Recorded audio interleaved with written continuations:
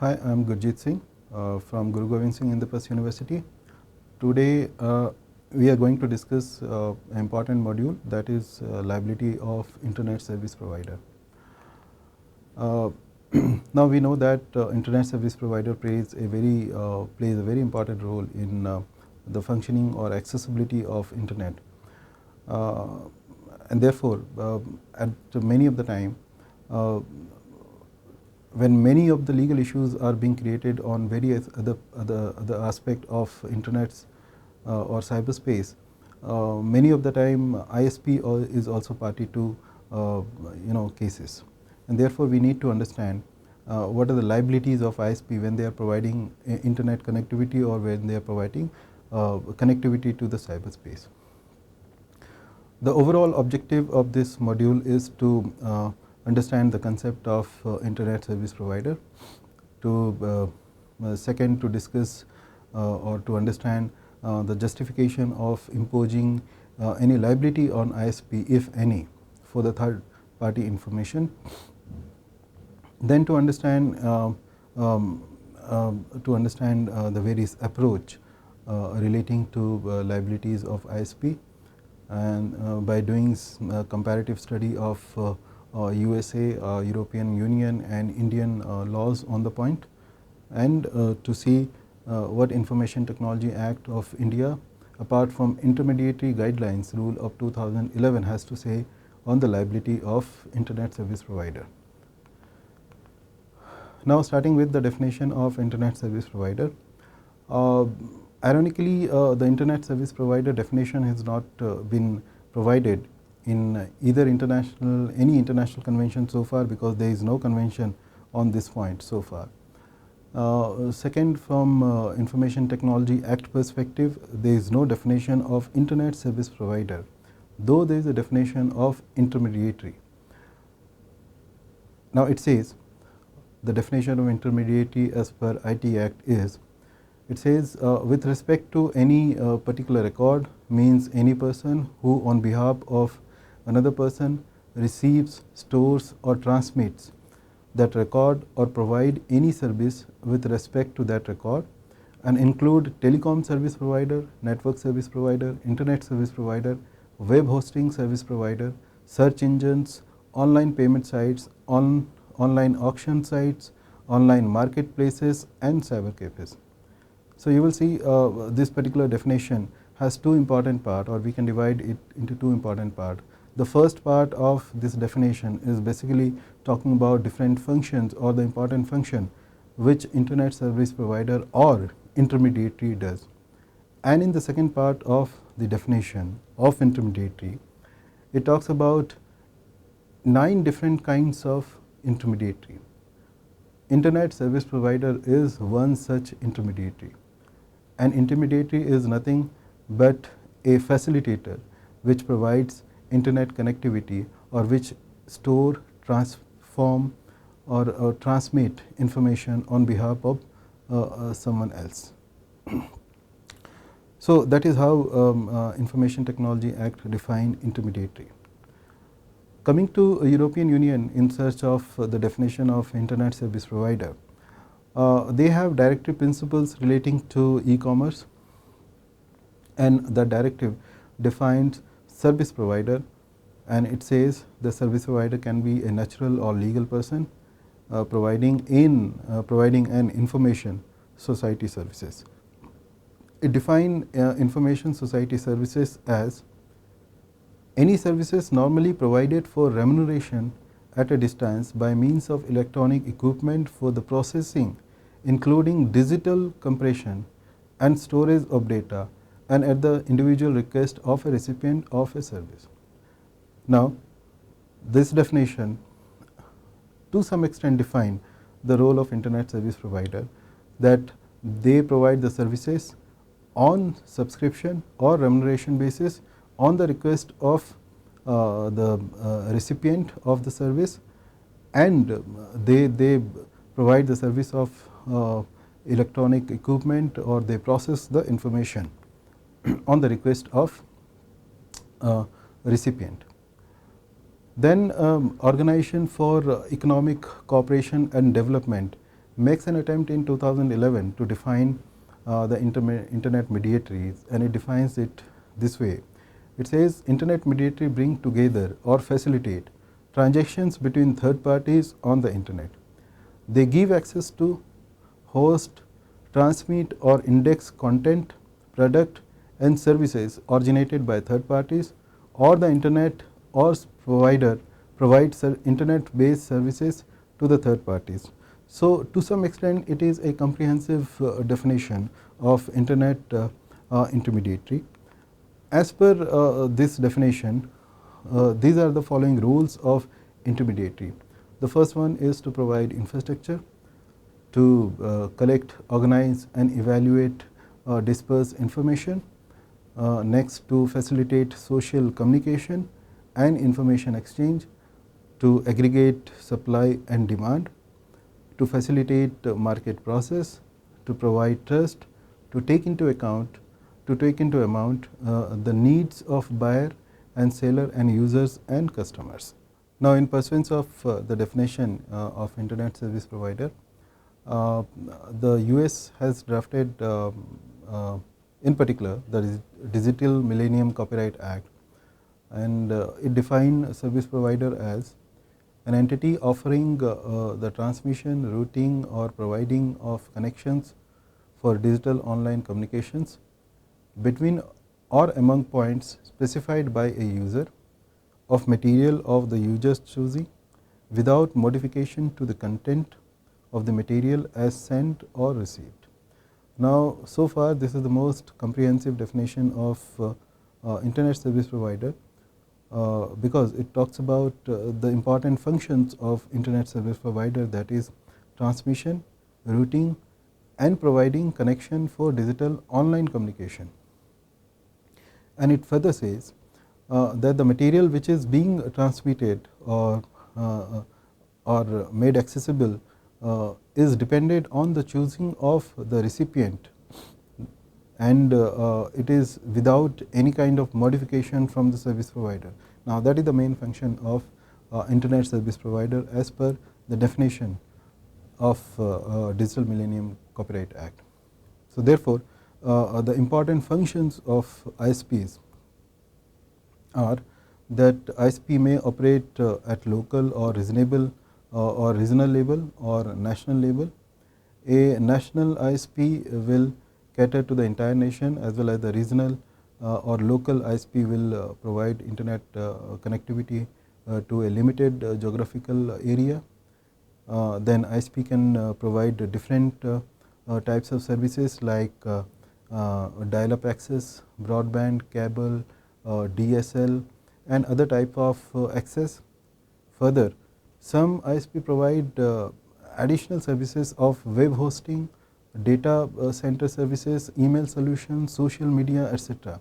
And therefore, it is very difficult to categorize internet service provider from any other kind of service provider, because sometimes ISP doesn't do only the ISP function, but sometimes they host the website also. Now, because they play different kind of functions, therefore it is important to talk about their liability also. Now, there are different kind of arguments relating to liability of ISP. Prominently, we will here discuss two arguments of liability, that is argument for and argument against. In argument for liability, it has been said that ISP should bear the liability on the grounds that it is difficult to identify the culprit in cyberspace, because cyberspace provides anonymity. So, many of the time it happens that a crime or a fraud may happen from different jurisdiction, and it may affect the other party in the other jurisdiction. So, it is very difficult to identify them, and many of the crimes in cyberspace are happening because of this anonymity issue.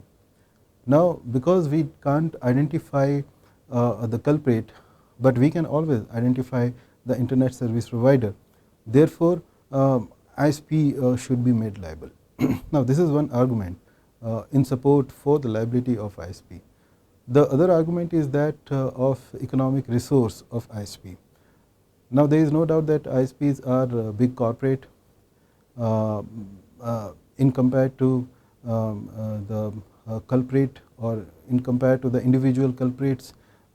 They have much economic resource to compensate any damage, if any, in cyberspace. And due to this economic resources, it has been argued that they should be made liable. The next point is that ISP is actually in position to supervise and control the different kind of activity which are happening in cyberspace, because it allows the transmission to happen, because it performs like a carrier, and therefore it supervise and control the information which is being transmitted through ISP, and therefore they should be made liable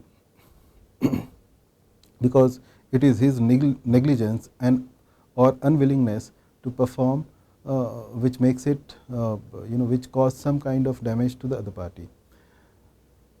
Though on the other hand, relating to the liability, there are points in argument against the liability also. Now, in fact, there are two important, very justified grounds in support to it. The first one is that ISPs are only passive carriers, and they don't do anything more than just accessing or passing through the information which the receiver asks for, and therefore they are only the passive carrier. They don't modify it, they don't alter it, and therefore they should not be made liable for any kind of information or third party information violation. The second ground is that at this point of time there is voluminous data which is being generated in cyberspace, and innumerable transactions happen in cyberspace, and therefore it is impossible on the part of ISP to track down or to scrutinize each and every kind of information, even if it is a third party information or the violation of third party information, and to some extent control and supervise. And therefore it has been said that ISP should not be held liable, because it is impossible at this point of time to control and supervise the cyberspace. Whatever may be the argument or justified argument in favor of and against the liability, but there are two important theories of liability in case it is to be applicable on ISP, which has been supported by various legislation. In this particular slide, I am just mentioning the ratio or the grounds on the basis of this, on the basis of which the liability of ISP can be fixed. The first one is absolute liability or strict liability, and the second one is fault liability, which is basically based on intention of ISP. Now, absolute liability, we know that in case any wrongdoing happening, the ISP will be made liable even if they have the knowledge or not, because the violation is happening, they can be made liable. Second one is fault liability.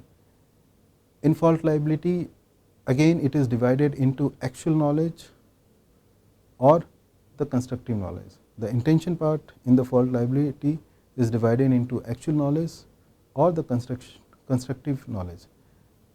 In many of the cases, if the ISP has actual knowledge of the violation, then they have the responsibility and duty to stop any kind of violation or to control it. If they don't, then they have the liability according to the actual knowledge, up to what extent they know that violation might be happening in the cyberspace. And in case of constructive knowledge, it is presumed that on reasonable ground that the ISP should be performing diligently to control and supervise the different source or different kind of information which are being passing through him, and so he should be diligent in controlling and supervising the kind of information through his services. So, on the basis of that, liability can be fixed. Now, that was all about different kind of arguments. At the same time, if liability is fixed, what could be the best way to impose the liability. Now, coming to the real legal position relating to the liability of ISP around the European Union, on USA and India. Starting with European Union. Now, European Union has a horizontal approach towards imposing the liability relating to ISP. They define the liability of ISP in Directive of Electronic Commerce 2000, and this directive is applicable for every other kind of offense or wrongdoing which is happening in cyberspace if ISP is party to it, according to the principle which is enshrined in this directive. Now, Article 12, Article 13 and Article 14 of the directive impose the liability on the basis of the principle on the ISP. Article 12 talks about mere conduit and it says that service provider shall not be liable in case it fulfills three important conditions. The first condition is that it does not initiate the transmission, it does not select the recipient of the information, and it does not modify or alter the information. So, if the ISP is in no way deciding the recipient, transmission or controlling in terms of modification and alteration of information, then any information, whatsoever kind of information passing through the ISP will not be liable, even if there is a violation of third party information. Then Article 13 of directive talks about the concept of caching, and in this case ISP are exempted from liability for caching on the condition as follow. The first one, that the provider does not modify the information, the provider complies with conditions on access to the information, the provider complies with rules regarding the updating of the information specified in a manner widely recognized and used by industry, the provider does not interfere with the lawful use of the technology, and at the end, on receiving the actual knowledge that the original source of the information has withdrawn or removed the information, the service provider act expeditiously to remove or disable access to the information stored. So, if these 5 conditions are fulfilled, even if it is a case of caching, ISP will be exempted, because in no way during all this process ISP is involved intentionally to modify the information or to alter the information.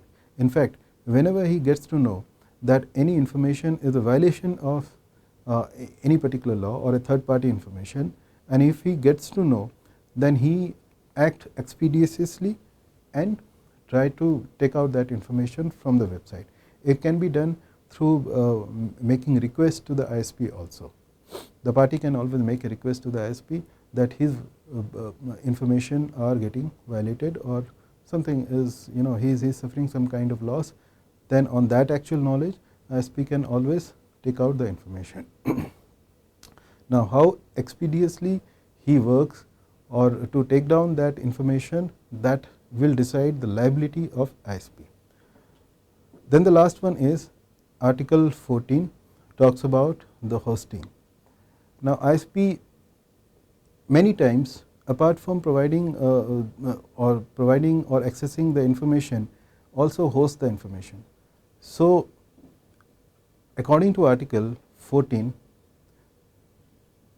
there are if these conditions are fulfilled, then he will not be held liable for any kind of liability.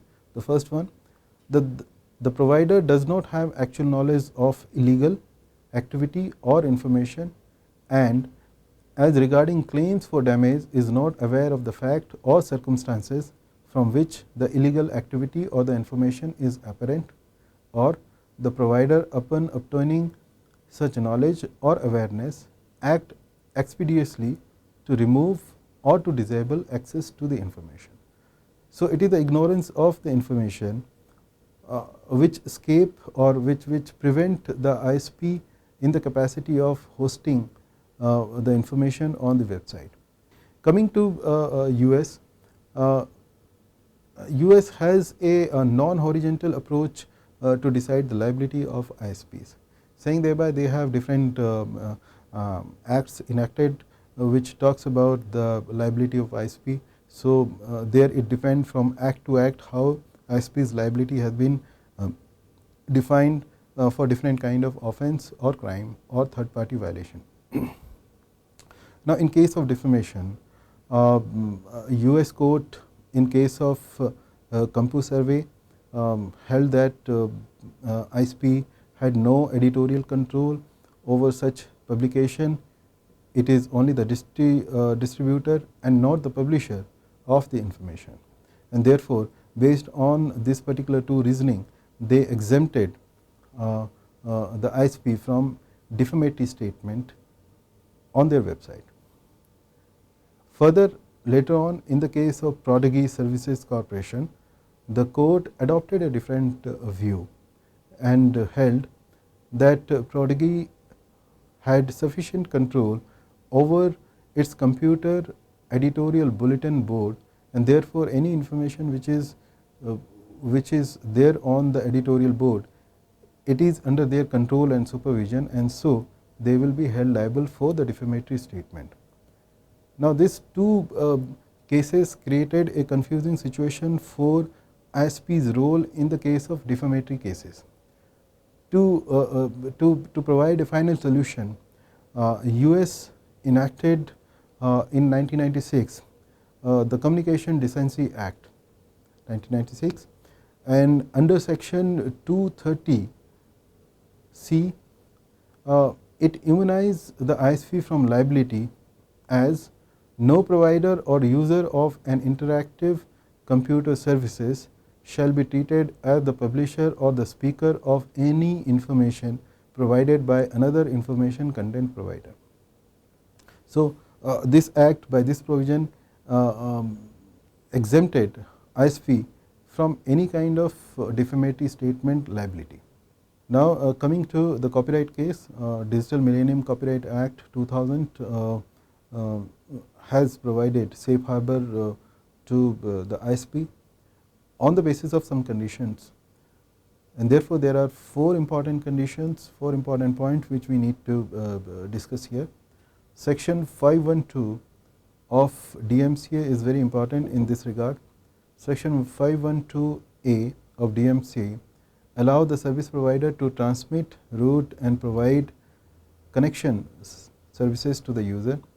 During this course of action, if the copyright infringement occurs due to the intermediary and transient storage of copyright material, then ISPs are exempted if service provider has not initiated the transmission, it is the result of automatic technical process without any interference of the service provider, no selection process from the service provider, and the last one, material is transmitted through system without any modification of the content. So, this part shows that till the time ISP does not interfere with the transmission of the services or information, he will be exempted under this particular clause. Then coming to the other clause or second safe harbor clause, that is in the form of section 512B, it exempt ISPs in case of caching if it provides or if it fulfills the five important conditions. The five important conditions are: first, the origin of the material should not be the service provider, the storage is carried out by automatic technical process without the interference of service provider, no modification of material or content of information. Next, the provider should comply with the data communication, rules relating to refreshing, reloading and uploading of material and does not interfere with the technological used. And the last one, the provider expeditiously follow the takedown notice and remove infringing material. So, if it fulfills these 5 conditions, then for caching the ISP are exempted from any kind of liability. Then the third safe harbor is related to storage of information on network at user's discretion.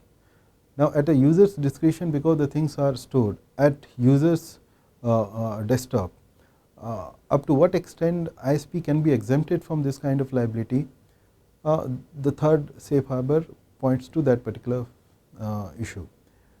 Now, exemption is allowed if 4 important conditions are fulfilled.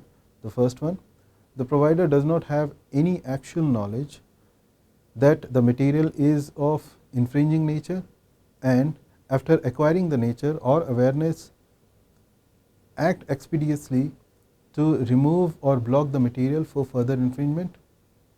Second, if the service provider, by providing this facility of storage, has the right and control over such activity and does not receive a financial benefit directly attributed to such infringing activity. Third one, where it takes step to the takedown notice and block or remove the infringing material. And the last one, provider appoints the public designated agent to receive notification relating to infringing material. If these 4 conditions are fulfilled, then even for storage of information on behalf of user's discretion, the ISP will not be responsible. Or now, coming to the last safe harbor, that is in the form of information location tools. According to it, ISP will be exempted if 2 conditions are fulfilled. First, he does not have the actual knowledge of nature of material, that is infringing one. After acquiring knowledge, remove the link or disable the material available. Second, it does not receive financial benefit attributed to the infringing activity, even if it has the right and the ability to control such link. This is in section 512D. So, if these 4 important harbors are taken care of, then the related activities, if they have been happening through ISP and third party violations, third party copyright violations are happening, then ISP will not be made liable. So, this is very comprehensive in fact legislation on the ISP liability so far.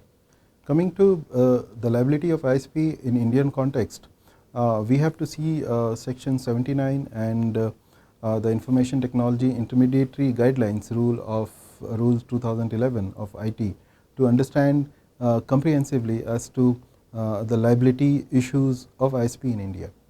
Now, starting with section 79,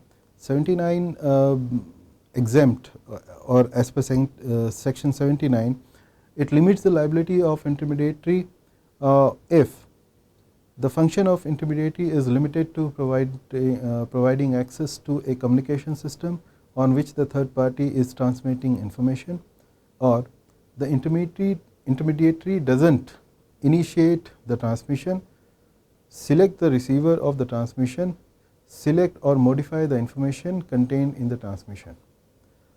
And the last one, the intermediary maintains due diligence while discharging this duty. If these 3 important conditions are fulfilled given in section 79, then ISP cannot be held liable for any kind of information being transmitted through ISP. Though the section talks about intermediary as a whole, since we have seen in the definition part, internet service provider is part of intermediary, and therefore this section is equally applicable to them. However, the third part of section 79 provides exception. In those cases, ISP can be held liable, and the 2 important category of that nature is, the first one, if the intermediary conspired or abet or aid or induce by means of threat or promise or otherwise commence the unlawful act. Second, after receiving knowledge of wrongdoing or notification or notified by the appropriate government, the ISP failed to remove or disable access to that material, then ISP can be held liable for the information. Now, because in the second part the ISP is taking active participation in doing copyright violation or creating any kind of violation of law in cyberspace, therefore, they will be made liable, otherwise not. Then further, the Intermediary Guidelines Rule 2011 to a great extent provide the procedure and provide more insight into the liability of ISP. The guidelines prohibit the user not to host, display, upload, modify, publish, transmit any information which belongs to other, grossly harmful, defamatory, obscene, violate the privacy, racial, ethical nature, etc. Second, ISP shall publish rules relating to privacy regulations. That is very important. Next, ISP to act within 36 hours to disable the information if they acquire the knowledge that information contained therein is of the above category, saying thereby it is harmful in nature. Further, the information is to be preserved as a record for 90 days for investigation purpose. In case of non-compliance with the intermediary rule and rules according to the guidelines, the ISP can terminate the access of user's right of the user to the computer resource of intermediary. And the last one, ISP shall cooperate with the government agency who are lawful authorized for investigation, protective and cyber security. So, this is all about ISP liability from Indian context, and we can also see that our rules to great extent also falls in line with USA and European Union's rule, saying thereby we also talks about the net neutrality of ISP. Till the time ISP is neutral in performing his duties, he will not be held liable for any kind of third party damages. Thank you.